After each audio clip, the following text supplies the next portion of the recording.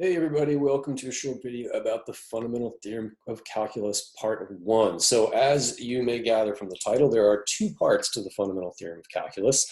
The first part, the one that we'll talk about in this video, is kind of theoretical and is used to prove the second part. The second part is one that we'll actually use all the time. Okay, so let's talk about the first part first. Recall from section 1.3 that the definite integral of a function computes the net area between the graph of the function and the x-axis over the interval a, b, where a and b are the lower and upper limits of integration, respectively.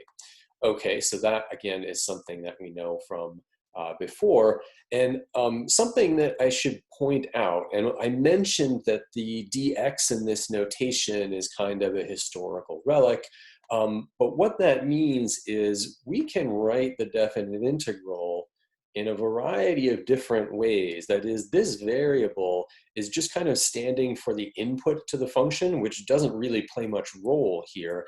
And it doesn't matter a lot what letter we use. So the integral of f of x dx is the same as the integral of f of s ds, f of w dw, right? What matters to determining the integral is the function itself and the interval, not what letter you use to keep track of the input.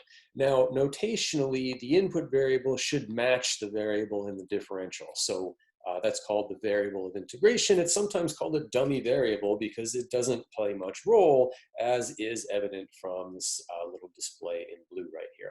So sort of a minor note, but this is something that will come up in what we're about to do. So now I want to introduce something that I will call the integral up to function, and I'm going to define it this way. So this is the function I'm defining, capital F of x, and you can see that the input to the function capital F is little x, and it is right here, right? So any function takes an input and maps it to an output by doing something to it, right? So the square function takes an input and squares it and produces that output. What this function does is it takes its input, it computes the integral of this other function, little f, from a up to x. That's why I call this the integral up to function, and it returns that value. So this is a little bit of a complicated looking function, but it is a function in the usual sense of the word in calculus. So here is an image of what is going on.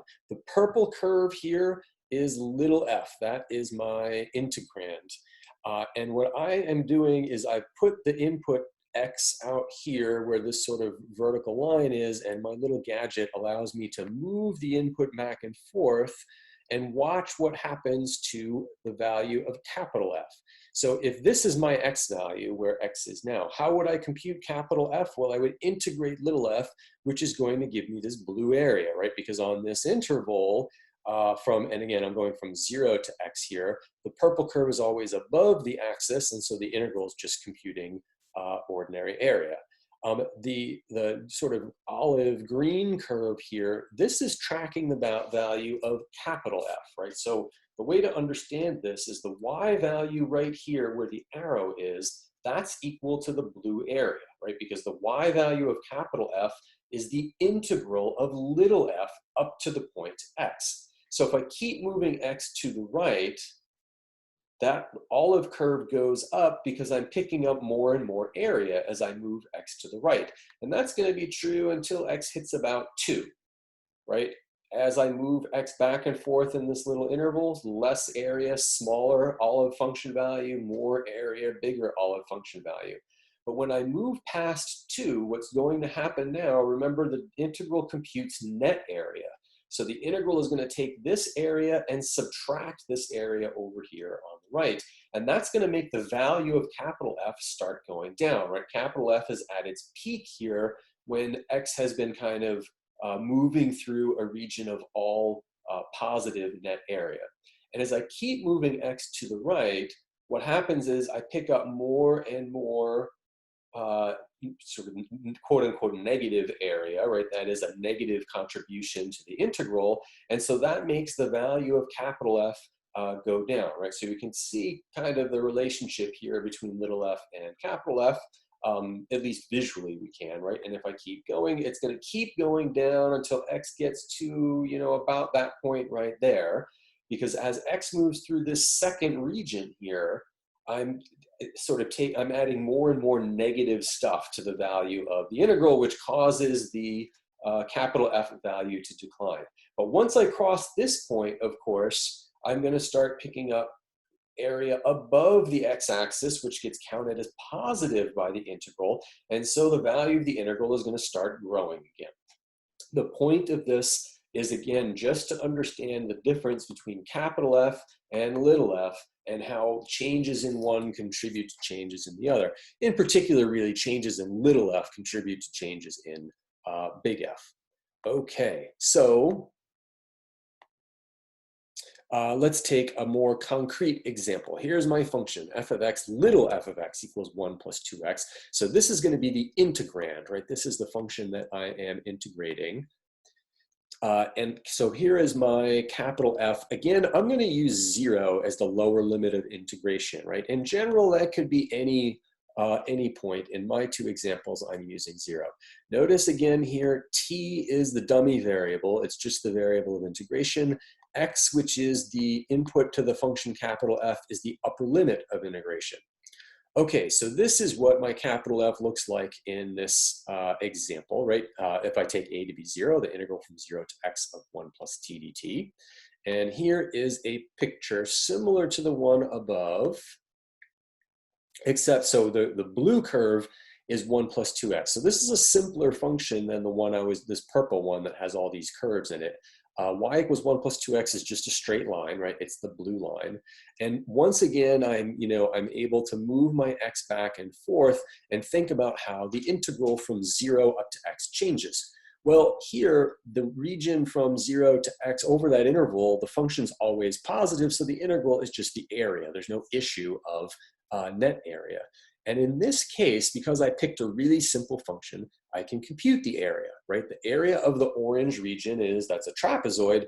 And so you get the area of a trapezoid by taking the distance between the parallel sides and then multiplying by the average of the bases. So the distance between the parallel sides is the distance from 0 out to x. That's just x right there. And then I average the two bases. So one base is over here on the left. That's the function value at 0. The function is 1 plus 2x, so that is just 1. That's right here. And the other function value, the other base rather, is this distance right here. And that's the function value at x. So that's just 1 plus 2x, and that's here. And this is how you average things, right? You add them and divide by 2. So if I take this and I do some algebra and tidy up, it comes out to be x plus x squared. You can check that algebra out if you want. And so in this case, because I have picked a really simple function, I can actually figure out a more conventional form for capital F, right? We have this really sort of unusual form for these integral up to functions. Here I can actually figure out the integral. And so capital F is just this function, x plus x squared. All right, that's a little bit unusual because we had to pick a simple function in order to make that go. So here is what the fundamental theorem of calculus says. It says that if capital F is an integral up to function, so exactly the scenario that we have been working in, then the derivative of capital F is equal to little f, as long as little f is a continuous function on the interval from a to x, which in our examples it almost always will be. So that's sort of the fine print, the hypothesis of the theorem. We can write this notationally by saying if I take my capital F, right, which is that function in blue, and I take the derivative with respect to x, I get little f back again. So this is, it's called the fundamental theorem of calculus because it sort of relates differentiation and integration all in one theorem, right? It's sort of saying that if you take the derivative of an integral, you kind of get back the original function, very, very roughly speaking. So a word about why this is true. I will note that in this example here, it does work out that way. If you take the derivative of that blue function, you get 1 plus 2x, which is exactly the original function that we started with.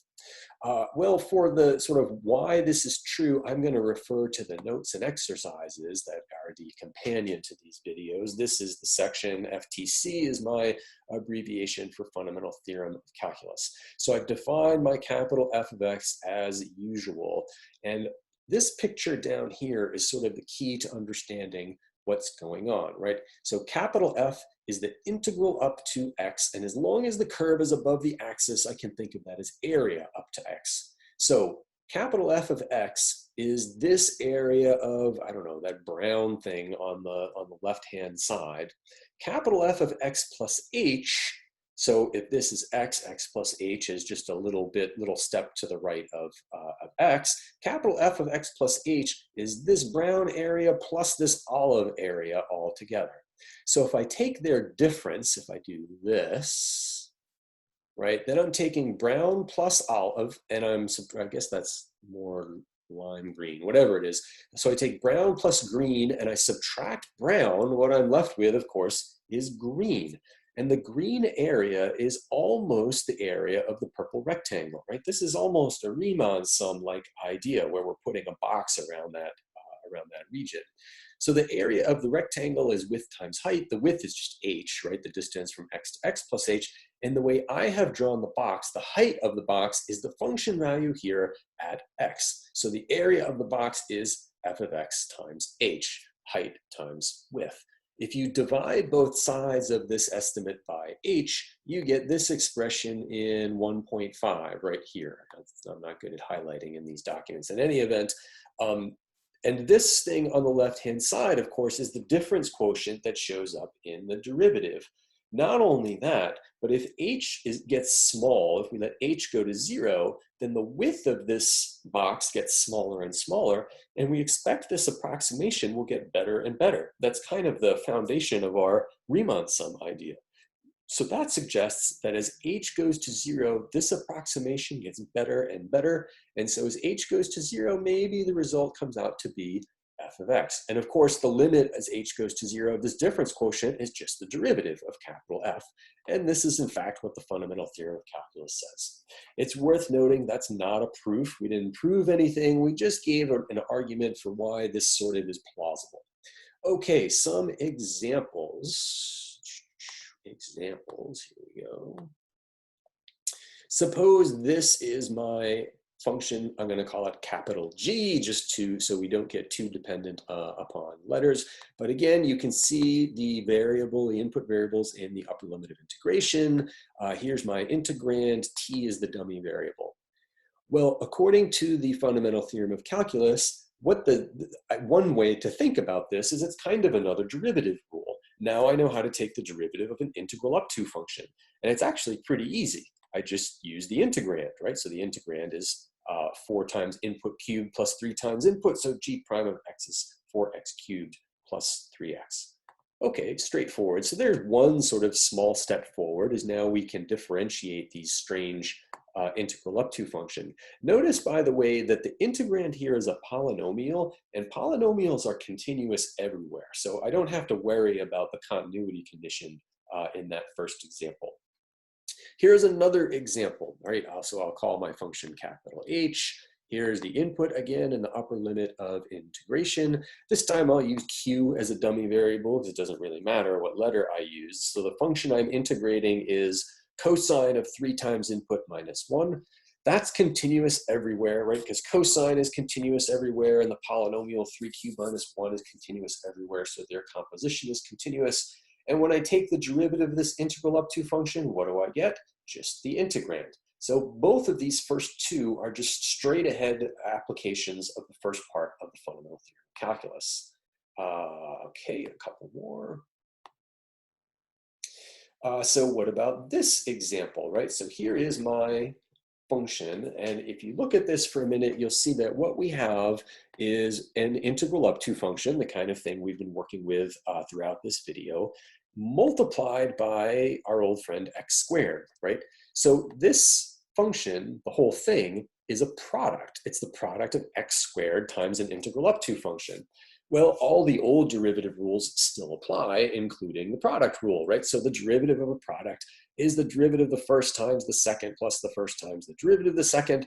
The first is x squared. The derivative of x squared is 2x, right? There it is, times the second, there's the second, plus the first, there's the first, times the derivative of the second. Well, the second is this thing, And that's an integral up to function. So what's the derivative? It's the integrand as long as the integrand is a continuous function. And again here, this is the product of a trig function and the identity function. So that's continuous everywhere.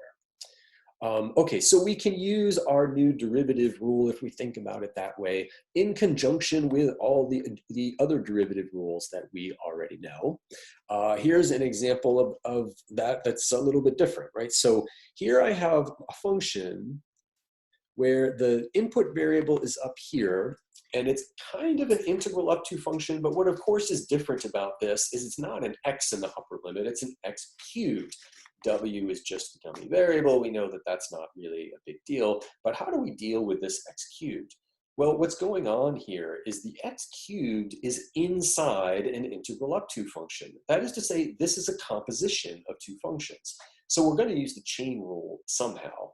And the way that you apply the chain rule, or where you might have applied the chain rule when you first started learning it, was to make a substitution for the inside function.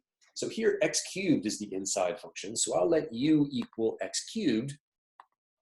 And then y becomes the integral from -2 to u, right? Because I let u be x cubed. So I just made that replacement. And consequently, I can compute dy du, the derivative of y with respect to u, using the first part of the fundamental theorem of calculus, right? It's just going to be the integrand, 5e to the u. Right? Do be careful with your letters and keeping track of sort of which letter is which. W is the dummy variable.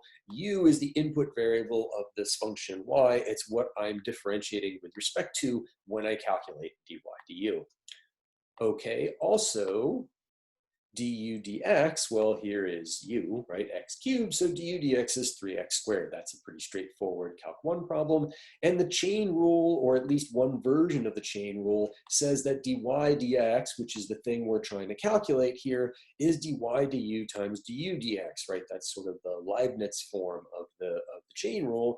And I know both of the things on the right-hand side, so I just kind of plunk them down here. And then I replace the u's with x's at the end, right? So u is equal to x cubed, so I put the x cubed back in, and you will notice that we started here with a function of x, and when you have a function of x, you take its derivative with respect to x, the result should be some kind of function of x, and it is right here at the bottom. Okay, so that's a quick introduction to the first part of the fundamental theorem. Again, it has theoretical value. It sort of relates the process of differentiation to the process of integration, which is very interesting. It has a nice visual justification, even if this isn't quite a proof. It does sort of lend plausibility to the result. And we can think of it as another derivative rule to add to our library of derivative rules. Next time, we will use this to prove, or at least argue for, the second part of the fundamental theorem of calculus, which is something we will use to compute integrals. Okay, that's good for this section. Be well, everybody.